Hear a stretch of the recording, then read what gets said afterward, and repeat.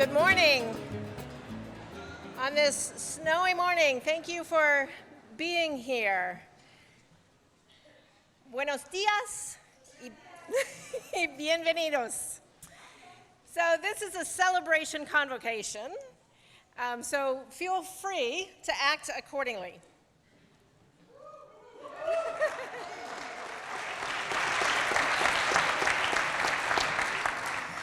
So we are here this morning to celebrate Goshen College's new federal designation as a Hispanic serving institution.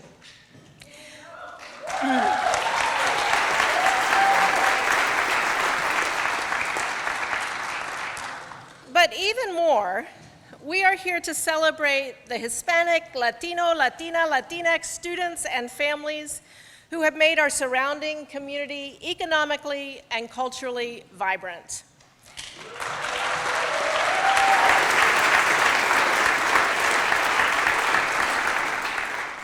In this region, Latinos have faced many challenges and have also made many contributions. Latinos have provided the labor that has powered our region's manufacturing industries. They have built buildings and put roofs over our heads. They have started businesses that have created jobs. They have filled positions in the services industry that are essential for our economy to function. They are civic leaders, church leaders, educators, and good neighbors. And they have enriched local culture with their various cultures, music, language, food, dance, and art. You have not only transformed our community, but also Goshen College. And we are here to celebrate that.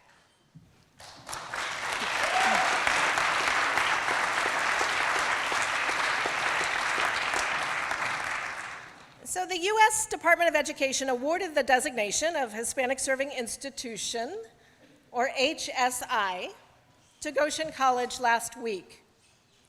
So by the numbers, this means that for consecutive years, GC has met the criteria of at least 25% of its full-time undergraduate students identifying as Hispanic or Latinx, and that overall, we enroll a high number of students who demonstrate financial need. This designation makes us eligible to compete for some federal funding that is set aside for a variety of types of minority-serving institutions.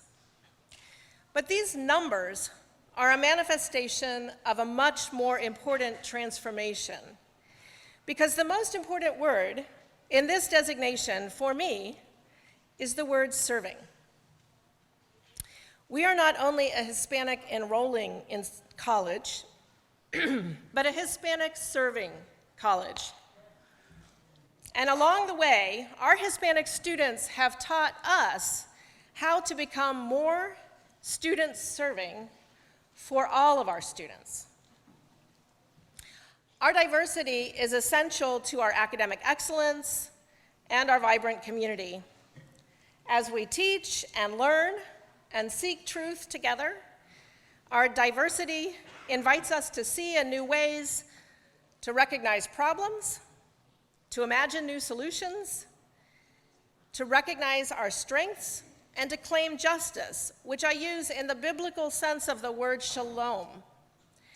Only in working together through our diversity do we gain the knowledge and skills needed to succeed in life and to create a more just and civil and joyful society. So that's what this is about. But now a little bit of history of how we got here. Goshen College has been on an intentional journey toward this HSI designation for almost 20 years, with many people contributing towards this goal. Some of those leaders are here with us as guests today. Some are watching on the live stream to celebrate this moment, for which I am so grateful. Welcome back.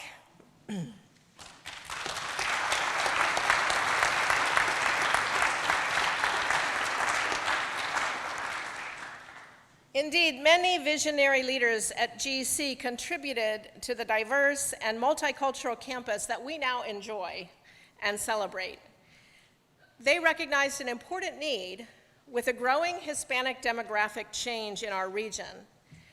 And they built on our commitments to justice, as well as our long history of being a place that serves first-generation students and opens doors to higher education. So to those leaders and to my predecessors, all of our predecessors, I say thank you.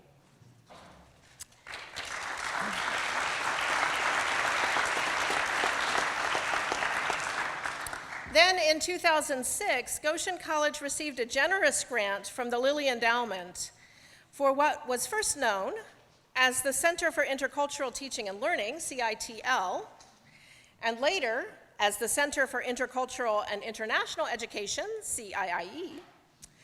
Over time, important functions of those centers were integrated into the college's structures of academics, student life, enrollment, and most recently, the Center for Community Engagement. And I believe one or more folks from the Lilly Endowment is joining us over live stream, and I just want to acknowledge their investment and their trust in Goshen College to be a leader in this regard, and I thank them.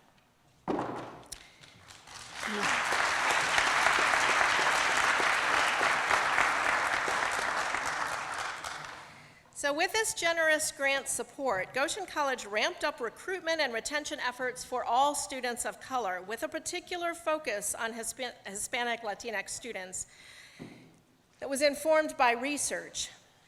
The college began to hire more Spanish-speaking faculty and staff and held Spanish language workshops for Hispanic families at local high schools, answering questions for first-generation students and families who were considering college. And the college set about finding ways to not only reach more Hispanic students, but to support them in new ways to complete their degrees. Today, we enjoy a much more diverse student body. Just 15 years ago, only 2% of the college's undergraduate students identified as Hispanic or Latinx, compared to 30% this semester. And the journey continues. Today, 55% of GC students identify as students of color, Hispanic, Indigenous, or from other nations. We are committed to working with our student leaders, deepening our relationships with Latinx students and their families as we work toward more fully realizing equity and inclusion for students of all backgrounds and identities. And we also realize that diversity exists not only between us, but within us. Latinx students have many intersecting identities, as do each of you, as do I. We will continue to integrate diversity, equity, and inclusion throughout our campus, our mission, and our operations. We want to be known as a place where people go out of their way to learn to know one another, advocate for each other's civil rights and dignity, and where all campus members feel that they can belong in our classrooms, departments, residence halls, religious life, event venues, athletic facilities, workspaces, and in our town and county. As we have stated in our vision that rooted in the way of Jesus, we seek inclusive community and transformative justice in all that we do, and we are all a part of that. One of the things I like to do is go hiking, and when the journey feels long and the way seems steep, it is helpful to celebrate mile markers. And that is what we are doing today, along this long road to being an ever more just and inclusive community. Celebremos GC.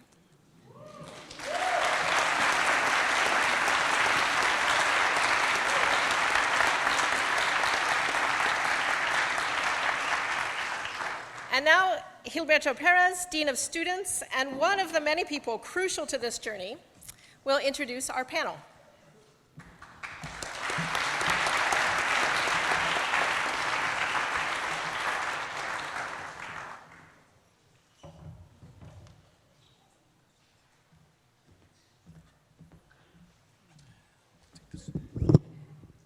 Thank you, President Sosus.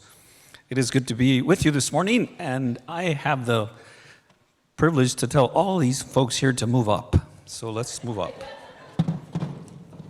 So it feels like we're just all up against the wall.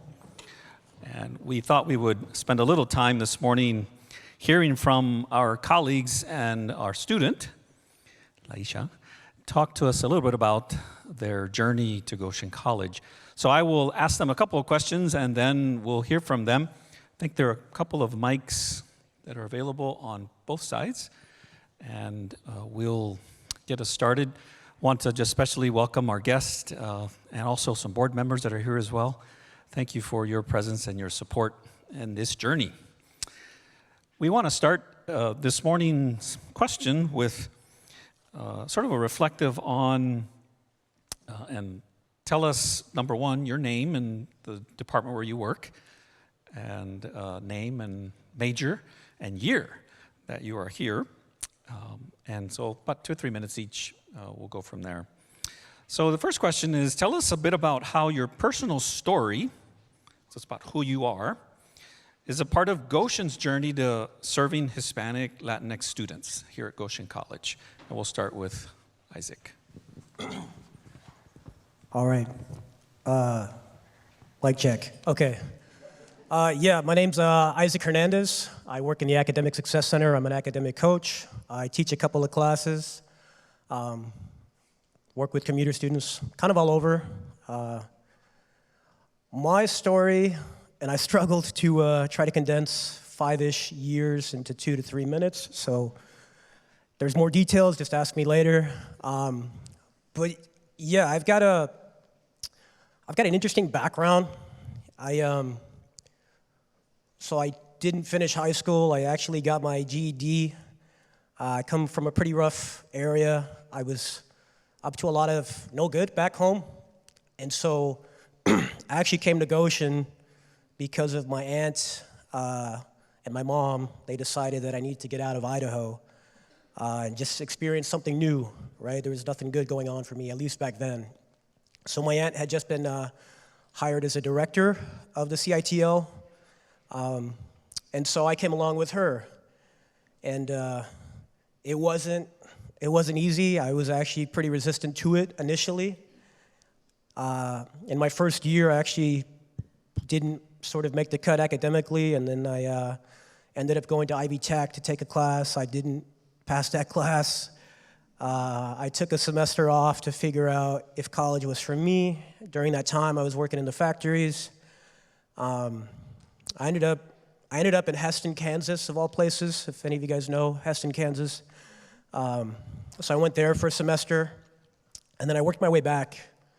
And even then, it wasn't easy, but I was more self-aware of who I was and what I was and wasn't doing, the resources that were available to me the whole time that I just was choosing to not acknowledge and not use, right?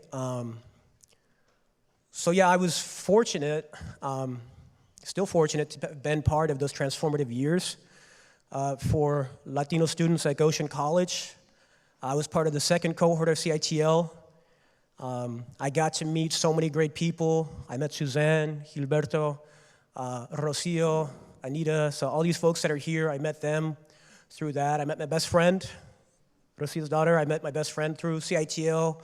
She was actually someone who really challenged me to come out of my shell and be more open.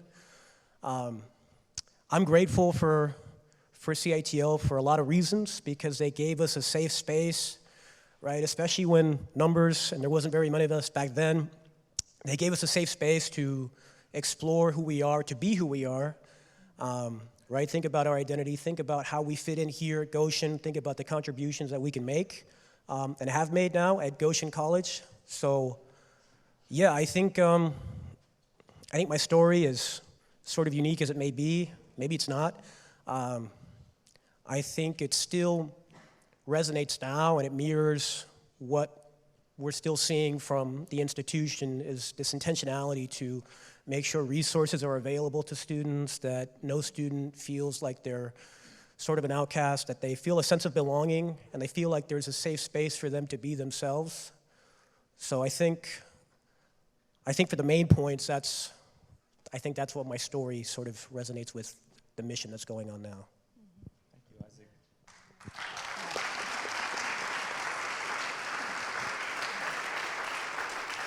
Good morning. My name is Suzanne East. I'm a professor of education. But my first appointment here at Goshen College was actually in the Academic Success Center and with the Center for Intercultural Teaching and Learning. In 2008, I was in my 10th year of teaching high school English down the road at Bethany Christian, and I was feeling a little restless, so I did what restless people do, and I checked job boards a lot, including checking Goshen College to see what they had.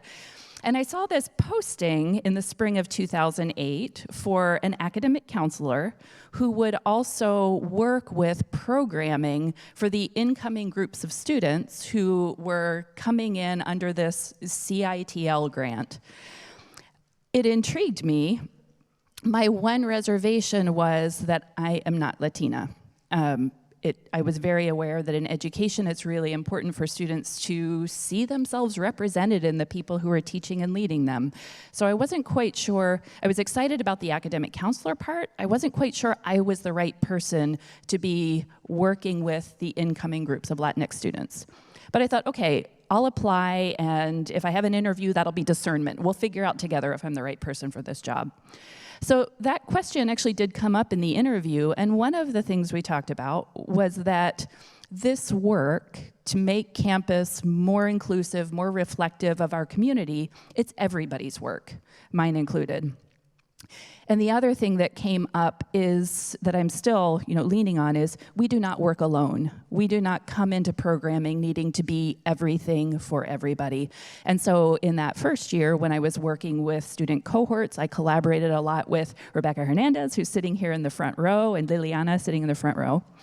But it was in my first year in 2008 that I met Isaac as part of the second cohort of CITL students, my first year. So I had Isaac in a composition course, and he was part of our weekly programming and meeting with CITL students. And we also had some one-on-one meetings over in the office that is now Jesse Lowen's, I think. And I kind of tracked Isaac's journey, thankfully, through social media. We could keep in touch with where he was and where he was going. And I knew a couple years ago, he was thinking about maybe moving back to this area. So when the position of academic counselor, which I had held, opened up a year and a half ago, I sent Isaac a message and a link to the job description. I was like, hey, would you ever think about doing this job? And I think he had some reservations similar to what I had in that, am I the right person for this? Do I have the right skill set? But did the interview process, and I mean, no surprise, here he is doing great work. And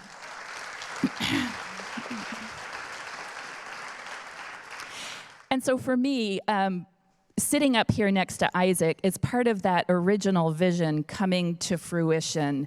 I mean, one of our goals in the CITL programming was that students would feel enough of a sense of belonging here. They would feel like this is enough of a home that they could see themselves back here in faculty and staff positions. So it's so gratifying to be working with Isaac in a lot of contexts and watching him thrive. Good morning, buenos dias. My name is Laisha Arellano. I am a criminal justice junior major and a business minor. I was born in Elkhart, grew up in Goshen, graduated from Goshen High School. I'm from the area. Initially, Goshen College was not my first choice. My mom actually encouraged me to come and meet with Adriana Ortiz back in admissions, and even though my major was barely being initiated, barely being started, I was really hesitant to come to Goshen College. I was from town. I just wasn't really sure what they were going to provide for me, but I decided to give it a chance. It's been a journey. It's been really rough. As a commuter, as a middle child, as a daughter of immigrant parents, I hold a lot back at home. But thankfully, through mentors like Gilberto, like Cristobal, like Adriana, like my professor Andrew, they all have been such great mentors to me, providing leadership skills, providing academic abilities, just really understanding what it's like to be a daughter of immigrant parents, a Latina student.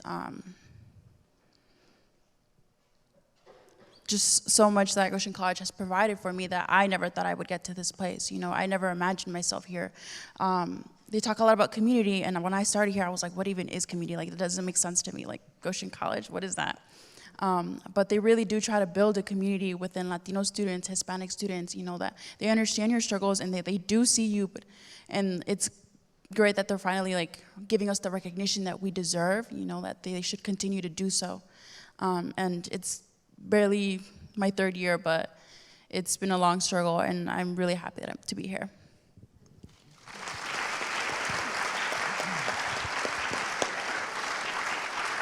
Is it working? Yeah, okay. Buenos días. My name is Cristobal Garza Gonzalez. I'm one of the Spanish professors here at the college. And for the last semester, thank you, and thanks to the invitation of Gilberto, I'm sponsoring, advising the LSU, the Latino Student Union. And my journey here was complicated. I got lost driving here for my first interview because there was road construction and my phone died, so it's a complicated journey. And what attracted me here, I didn't know much about Mennonites except that in northern Mexico they make cheese. So when this is true. So I was like, what is that? And I started reading, you know, the mission, the vision, what the college stands for, what people here want to do. Like, oh, these are my people: justice, peace, inclusion, diversity, culture, theater, music. So I was very, very attracted from the beginning. And then thanks to the people that interviewed me, including Rocio that's here, I feel very welcome. I felt appreciated here. So that's what attracted. And I repeat this every time that I have the chance. I taught in many places, in Bloomington, in Ohio, in Connecticut, in Mexico, and the best classroom experiences that I've had have been here in this college. And I don't want to like make distinctions based on race or anything, but I think that more the culture that the college has for everyone encourages curiosity, creativity, and the creation of community, embrace each other and each other's talents. So I've been very grateful. I don't know if I answered the question, but I'll pass it on to the next person. Thank you. Oh, sorry. One thing that I didn't know until more recently because of the kind of interactions that I have as a professor, but somebody that I appreciate a lot for her work, and I work very, occasionally with her, is Adriana Ortiz, because she's bringing a lot of students, and I truly appreciate the work that she and her team have been doing lately. So I would like to recognize her as well.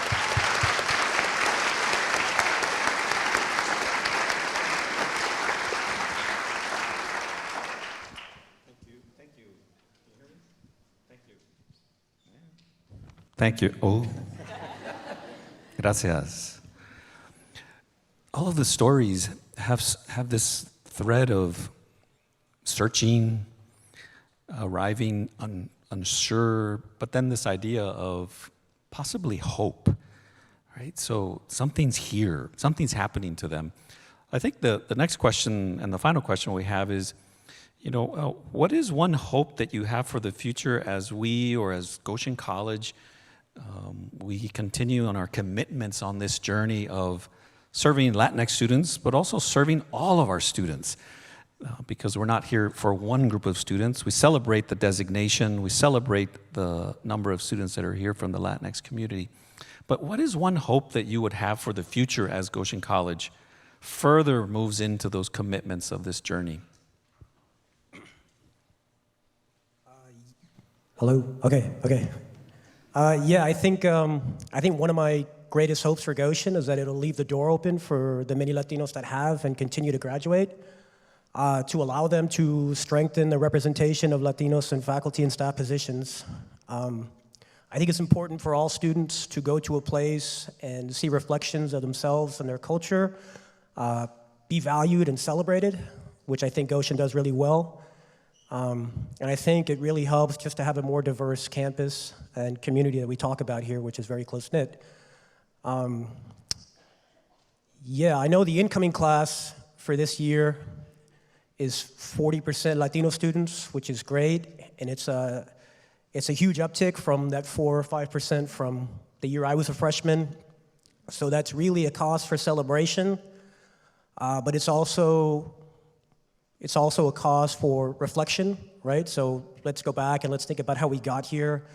Let's think about how we can continue to keep this a place where Latinos can follow their dreams, and oftentimes it's their families' dreams as well, right, of achieving a strong education and a global perspective that really prepares them for the world, a diversifying world and a diversifying workforce. So I just think more representation on campus and just continuing to diversify those faculty and staff positions. Yeah, my hope is similar to Isaac's, actually. When I look out at you all sitting out here, you are such a diverse group of students with your backgrounds, your funds of knowledge, your stories, politically, worldview. My hope is that there are 15 or 20 of you out there who represent our diverse student body who don't know this yet, but you are going to be Isaac sitting up here in a decade or two, or teaching across the hall in one of the classrooms, or over in the Rec Fitness Center, coming back as a coach, or in the library. My hope is that the representation we have among our student body would spill over into faculty and staff, and that a variety of you would feel enough of a sense of belonging here that you could see yourselves building part of your career here, and could see yourselves coming back.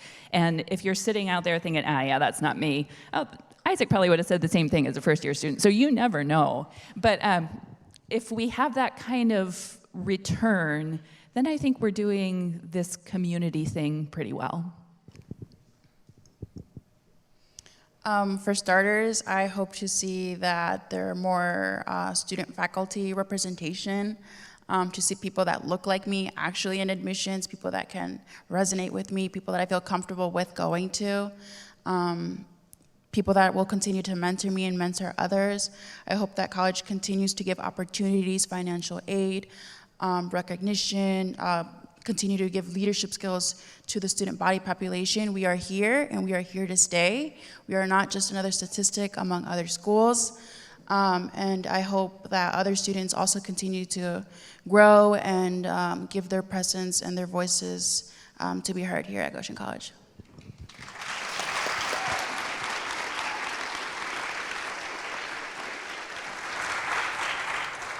What she said.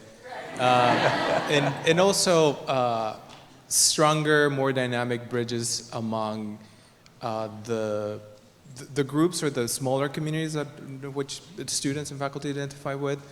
Sometimes I see, not intentional, not conscious, but certain separation. For one overlap that I see frequently is, and now this is thanks to the work that I've been doing with LSU, is communities and Latino, they overlap a lot, but sometimes they don't feel as integrated with the rest of the school because just little things like going to the cafeteria, going to the gym, they eat at home, they do other things with their families.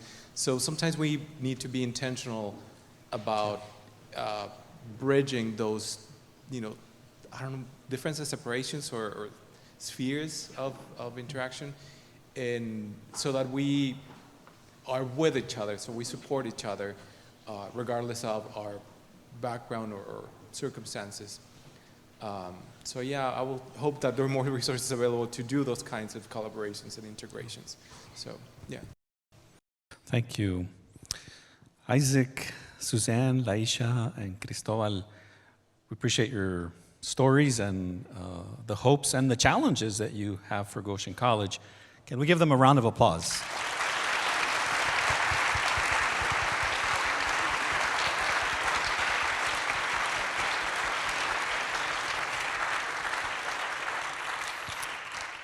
Thank you again.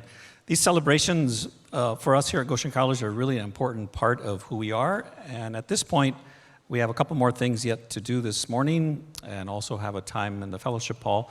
But want to invite our pastor, campus pastor, Kathy Stoner, to offer a prayer, and then after the prayer, I will invite Latino Student Union to come up and offer us an announcement, and I also have one final announcement.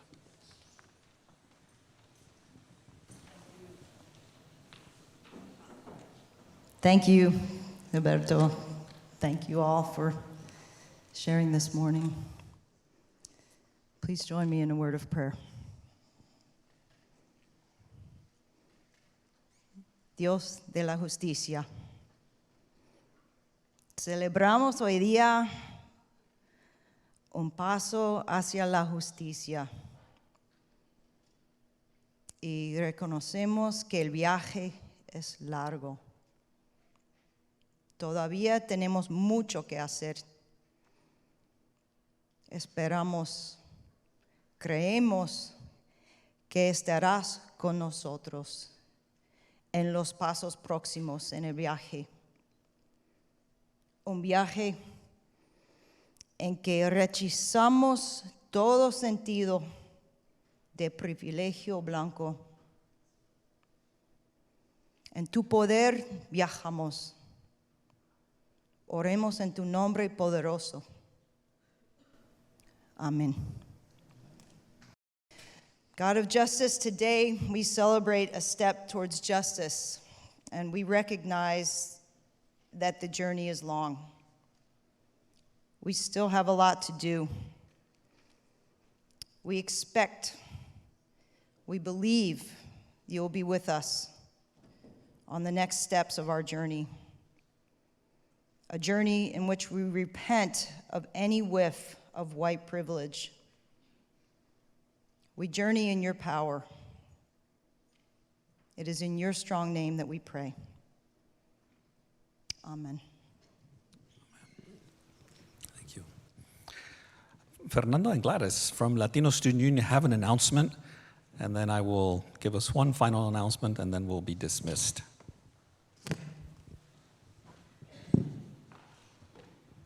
Hello, everyone. I want to thank Goshen College for giving us the space to express ourselves and be who we want to be. And the announcement is that this Friday, we're going to have an event for the LSU, and Gladys is going to be giving the details for the event. Yeah, buenos días a todos. Good morning. Like Fernando said, we will be having an event this Friday. It mostly is catered for LSU members, but anyone is welcome to come if they feel so inclined. Basically, Charlas y Cafecito is just basically to give a space to these students that just like want to voice like their concerns or like any suggestions that they may have for what they want to see from LSU. And obviously, yeah, just come along and just, get some free food maybe for a little bit, stop by and chat, get out your comfort zone, create that community like we've been talking about today. So it all starts with you taking that first step, you know what I mean? So let's make a good step, We are more than capable of, making ourselves be seen in these spaces, and it's very important that we all get integrated so we are more seen and they know that we're here. Thank you. Thank you so much, Rocio. Yes, sorry, I got ahead of myself. Got a little bit inspired. Right. Yeah, but yes, it's going to be at the Leadership Hub, 3:30 to 5:30, so try to come along. I know y'all have some free time in between, so I expect to see some of you guys there. But yeah, thank you. There's going to be donuts. Thank you.